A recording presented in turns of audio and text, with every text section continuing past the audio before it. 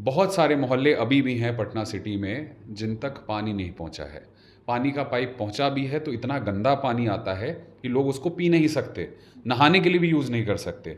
ये दो बहुत बड़ी समस्याएं निकल के आई हैं। तीसरा, अगर मैं सबसे बड़ी बात करूं तो तीसरी समस्या है स्कूलों की। तो जनता रोज़ देख रही है, जनता बहुत गुस्सा है और विकल्प तलाश रही है। वो 30 साल से विधायक हैं। जो गुस्सा है नंद किशोर जी के खिलाफ और काम के मामले में नीलबटे सन्नाटा पे बैठे हुए हैं। कांग्रेस इस देश को समझती है, इस देश को आज़ादी दिलाने में भी कांग्रेस का बहुत बड़ा योगदान रहा है। जहां आप भाजपा की बात कर रही हैं, जब देश को आज़ादी की ज़रूरत थी और सब लोग लड़ रहे थे तो वो पीछे से अंग्रेज़ों के साथ खड़े थे।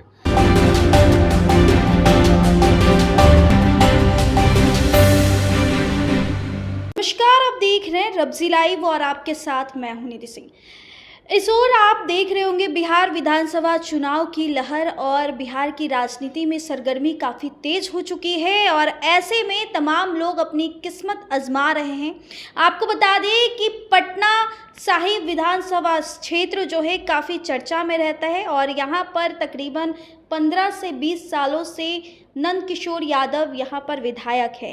तो वहीं आज हम बात करेंगे, हमारे स्टूडियो में मौजूद है शशांक शेखर जी। पहले तो हम इनकी परिचय आपको बताते हैं। ये कांग्रेस से यहाँ से चुनाव लड़ेंगे और जनता के बीच में हर दिन जा रहे हैं। तो पहले तो बहुत शुक्रिया शशांक जी आपका हमारे स्टूडियो में। आपको बुलाने के लिए बहुत बहुत धन्यवाद। शशांक जी, सबसे पहला सवाल ये रहेगा और हमारी जनता का ये भी जानना चाहेंगे कि कैसी माहौल है अभी, आप कैसी जनता के बीच में निकल रहे हैं, कैसा प्यार मिल रहा है अभी?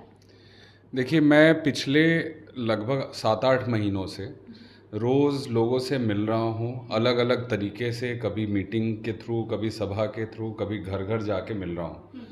जो गुस्सा है नंद किशोर जी के खिलाफ, और एक मैं आपको बात बताता हूँ, 15-20 साल नहीं, वो 30 साल से विधायक हैं।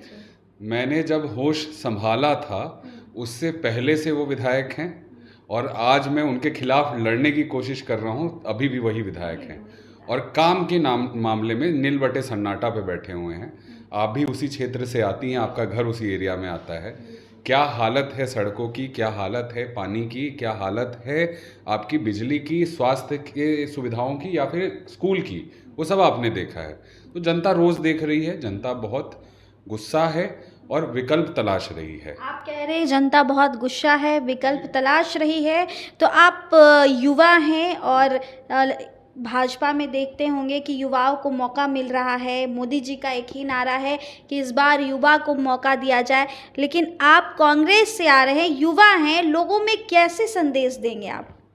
देखिए, कांग्रेस जो है, देश जो हमारा है, भारत देश का जो एसेंस है, जो मूल मंत्र है, उससे सबसे ज़्यादा अलाइन होने वाली जो पार्टी है वो कांग्रेस है। क्योंकि कांग्रेस इस देश को समझती है, इस देश को आज़ादी दिलाने में भी कांग्रेस का बहुत बड़ा योगदान रहा है। जहां आप भाजपा की बात कर रही हैं, जो युवाओं की और देश की इतनी बात करती हैं, आप उनके पूर्वजों की कहानियां पढ़ लीजिए जाके, आपको पता भी होगा कि जब देश को आज़ादी की ज़रूरत थी और सब लोग लड़ रहे थे तो वो पीछे से अंग्रेज़ों के साथ खड़े थे। तो जब वो देशभक्ति की बातें करते हैं तो शोभा नहीं देती और उनके हर हरकत से वो दिखता है। देश के बारे में ना सोचे, अपने क्षेत्र के बारे में ना सोचे, उससे बड़ा देशद्रोही कोई हो नहीं सकता है। शशांक जी, आपने वोट अधिकार यात्रा में शुरू से साथ रहा, हर जगह गए, हर क्षेत्र में गए। उसी वोट अधिकार यात्रा में मोदी जी की मां के ऊपर अभद्र टिप्पणी की गई, जिसको लेकर भाजपा ने बिहार बंद का आह्वान किया, बिहार बंद हुआ। इन सब मामलों को लेकर के क्या लगता है, एक महिला और एक ऐसी महिला जो प्रधानमंत्री की मां हो, उन पर ऐसी गाली देना कहां तक सही है और इस पर आपकी क्या विचार है? किसी की भी मां को किसी भी तरह की गाली देना गलत है। इसमें कोई लाग लपेट नहीं हो सकता, कोई इफ एंड बट नहीं हो सकता। मतलब इसका कोई डिफेंस कोई कर नहीं रहा है, कांग्रेस पार्टी का कोई आदमी नहीं कर रहा है। लेकिन मज़े की बात यह है, आपने भी देखा होगा, जिस इंसान ने जब स्टेज से गाली दी, पहली बात उस स्टेज पे ना तो राहुल गांधी थे, न तेजस्वी यादव थे, न महागठबंधन का कोई भी नेता था। बयान तो आ रहा है ना कि राहुल गांधी और तेजस्वी यादव माफ़ी मांगे। देखिए, अब मुद्दा विहीन पार्टी है भाजपा आज के समय में, तो कुछ भी मुद्दा तलाशने की कोशिश कर रही है। जिस स्टेज से हमारा कोई नेता वहाँ मौजूद नहीं है और भाजपा का ही कार्यकर्ता उस स्टेज पे चढ़ के मोदी जी की माँ को गाली दे के भाग जाता है। आप देखिए, आपको मैं फोटो प्रूफ दे सकता हूँ इसका, आप लगाइएगा इस वीडियो में साथ में। वो जो आदमी पकड़ा गया है, अभी मैं नाम मिस कर रहा हूँ उसका, वो भाजपा का कार्यकर्ता है। उसके बड़े बड़े भाजपा के नेताओं के साथ फोटो हैं उसकी। तो भाजपा का कार्यकर्ता ही मोदी जी की माँ को गाली दे रहा है, तो उसमें हम क्या कर सकते हैं? लेकिन बिहार बंद को किस तरीके से आप देखते हैं? बिहार बंद कितना मतलब देखिए, मोदी जी ने जो 15 लाख का जो लॉलीपॉप दिया था, लोगों को जितना मिला वो जितना सक्सेसफुल रहा, इनका बिहार बंद भी उतना ही सक्सेसफुल रहा। उस दिन मैंने भी सड़क पे उतर के प्रचार किया था। नॉर्मल दिनों में, हर सामान्य दिन में जैसे सड़क पे ट्रैफिक होता है, लगभग वैसा ट्रैफिक था। थोड़ी बहुत भाजपाइयों की गुंडागर्दी की वजह से लोग डर रहे थे, तो कुछ लोग साइड थे, नहीं तो कोई फर्क नहीं पड़ा। जनता समझ चुकी है उनके सारे खेल को। शशांक जी, अब हम आते हैं बिहार की पटना सिटी की बात करें, जो कि पटना साहिब विधानसभा क्षेत्र में आती है। अक्सर देखा जाता है पटना सिटी में एक सबसे ज़्यादा प्रॉब्लम है, वो है अक्सर यहाँ पर क्राइम होती है, हर दिन मर्डर होती है, जिसको लेकर अभी हमारे मौजूदा विधायक हैं, शायद उनको या कानो कान खबर ना होती हो, लेकिन ग्राउंड की रिपोर्टिंग मैं भी करती हूँ। आप युवा होने के नाते और कांग्रेस में अगर प्रत्याशी हैं, विधायक बनने की आपकी चाहत है, तो इस पर कितना अमल करेंगे आप? क्योंकि ये जनता की मांग है, पटना सिटी को आप भी देख रहे हैं कि क्या क्या दिक्कतें हैं वहाँ पर, और आपकी क्या चाहत है जो आप आकर यहाँ पूरे करें?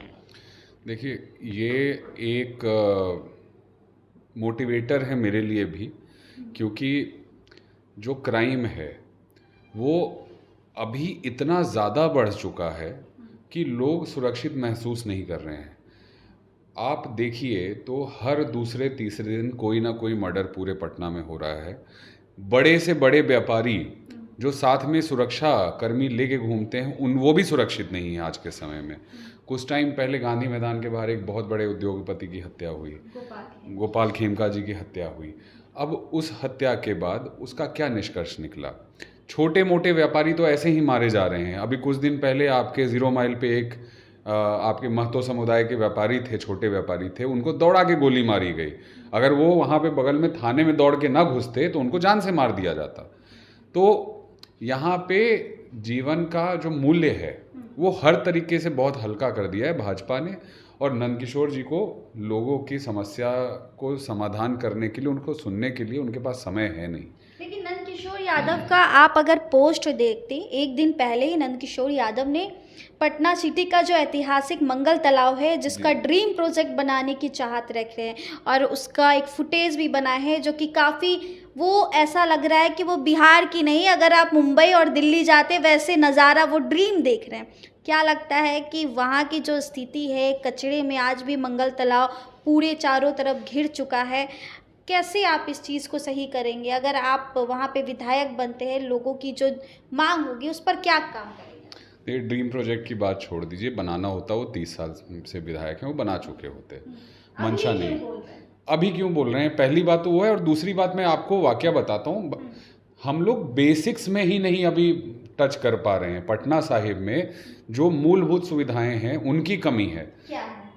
आप देखिए, सड़क की हालत देखिए, स्कूल बंद हुए हैं पिछले 25-30 सालों में, बहुत सारे सरकारी स्कूल बंद हुए हैं। जब आबादी बढ़ती है किसी क्षेत्र की तो स्कूल बढ़ाने होते हैं, स्कूल बंद नहीं करने होते हैं। स्कूलों की क्वालिटी बढ़ानी होती है। अंग्रेजी मीडियम सरकारी स्कूल खुलने होते हैं, कर्नाटका में खुल रहे हैं, तमिलनाडु में खुल रहे हैं। जब हम राजस्थान में थे, राजस्थान में हमने खोला था।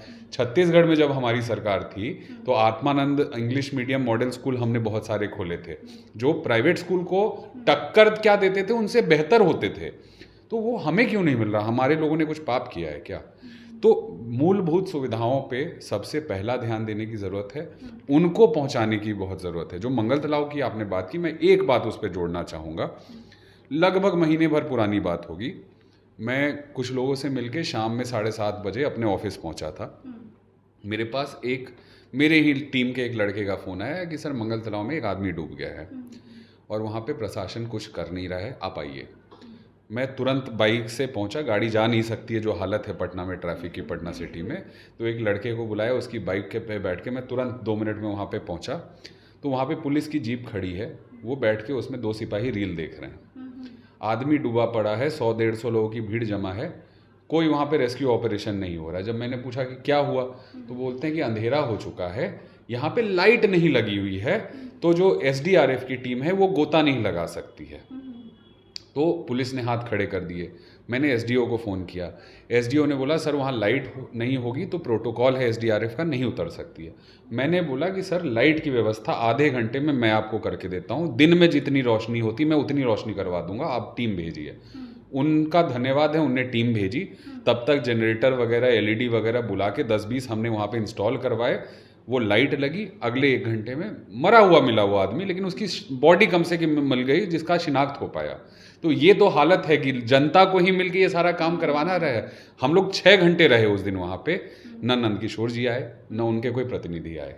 ये हालत है हमारे विधायक। मतलब अभी आप घूम रहे हैं पूरे क्षेत्र में, मैंने भी देखा कि आप वार्ड बाय वार्ड हर एक दिन निकल रहे हैं, जनता की परेशानी को सुन रहे होंगे। तो खासकर हमारे पटना सिटी में जनता की मुख्य परेशानी वो क्या है? अगर मैं मतलब एक और चीज़ की थी मैंने, हमने डोर टू डोर कैंपेन किया था 1-1.5 महीने पहले। उसके अंतर्गत मतलब उसका नाम हमने आपका बेटा आपके द्वार रखा था, क्योंकि हमें नेता नहीं बनना है।